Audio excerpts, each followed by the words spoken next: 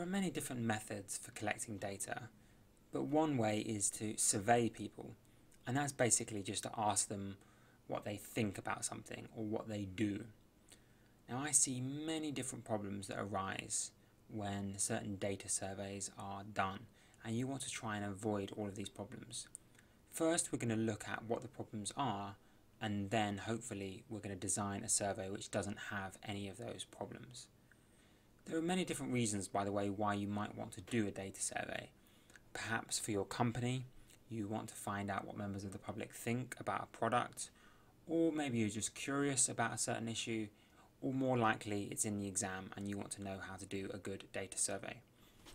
The first problem that I see is that the sample size of the survey is too small. That basically means you're not asking enough people. If you are asking the members of the public about what political party they support, and you ask only 5 people or 10 people, that's not nearly enough people to be asking. If, for example, those 5 people might all support one political party, and that doesn't represent the nation at all, even 100 in that case wouldn't be enough. You'd need to ask hundreds of people or maybe even thousands of people. Even if you're doing like a school survey, asking about what people think about the canteen or something, you don't want to ask like 10 people, you want to ask 100 or as many people as possible. To cut a long story short, the bigger the sample size, the more accurate the survey. The smaller the sample size, the less accurate. Another problem is a sample being biased. For example, if you asked the kitchen staff what they think of the canteen, that group of people are not neutral. They have a vested interest. That means they are not neutral observers. They are participants in the situation. You want to ask people who are completely neutral. Another problem is the context being biased. For example, if you're asking about pollution, like the public's attitude towards pollution, you wouldn't ask people in a bike shop, or you wouldn't ask people, only people who drive hybrid cars or SUVs, because those people they're going to be likely to take one particular point of view. For example, the people in a bike shop are going to be more likely to want less pollution and think pollution is really bad simply because they cycle on bikes. So that's an instance of where the context is biased. Another biased context could be if you ask a whole group of people together. Say you get 10 people in a room and you ask each one in turn, what do you think about pollution, or what do you think about the latest film?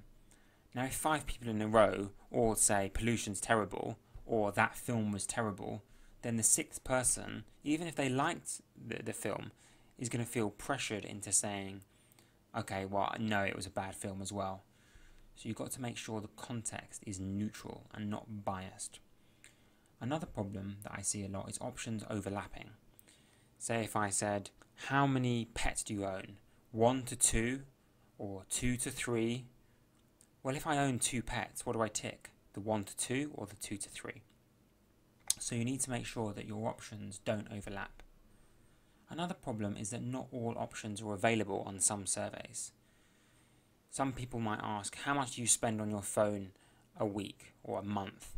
And then the options will be 0 to 10, say 10 to 20, 20 to 30, or 30 to 40. But I know some people who spend £45 a month or £50 a month or more even. So you've got to make sure all options are available. So in that case, you'd need a box saying £40 plus. Also, you get a lot of people not having a 0 option, because some people don't spend anything on their phones per month.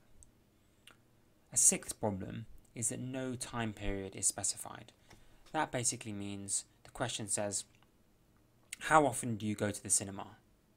And then there's the boxes. Well, do you mean how many times have I gone in my life? Do you mean this week or this month? You need to specify what time period you're talking about. The 7th problem is perhaps the most subtle of all, and that is a leading question. Now, a very obvious leading question would be, oh, you've got to agree that The Life of Pi is the best film ever. Do you agree?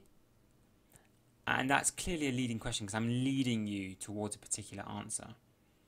So you can't have the question being a leading question, as in pushing someone towards a particular answer. A more subtle version would be if I simply asked, do you agree that the cafeteria should open for longer hours?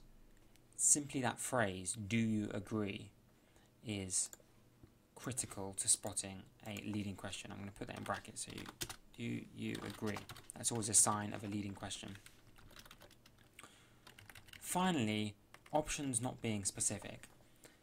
That's like if we asked, what do you think of your school? Good, bad, medium. Those options are not really specific at all. So it's very hard to express your opinion if those are the options you're given. I'm going to do one survey which has some problems. You have to spot them. And then we're going to do a survey which doesn't have any of the problems. And that's his question. Can you spot the errors in this survey? I can spot quite a few. First mistake, he's only asking 12 people. That sample is not nearly big enough. Second mistake, he's asking his best friends. That's a biased survey. It might be that all his friends are athletic, or all his friends never go to the gym. He needs to ask a bigger sample of randomly collected members of his school, not just his friends. Second of all, the question doesn't really answer his question. He's wanting to find out what they think of the school gym, yet he's only asking how many times you've been to the gym. Going to the gym a lot doesn't necessarily mean you think it's good, or not going doesn't mean you think it's bad.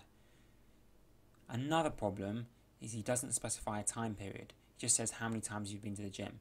Is it this month, this week, this year? He doesn't say.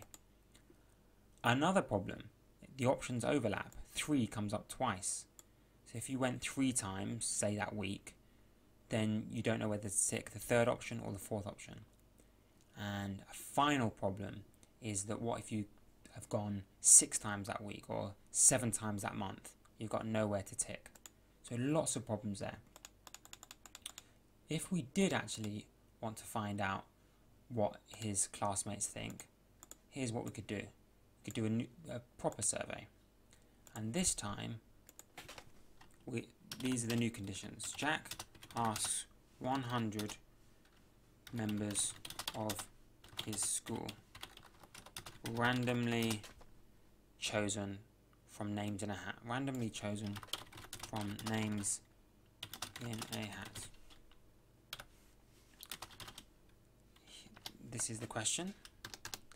Then he asked them, what is your opinion of the school gym? And we would have options such as the school gym is excellent, very good, adequate, poor or very poor, and also an option for other.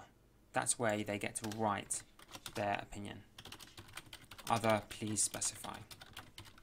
It's always important to have a box which has other. So that means people who don't want any of these options have another choice.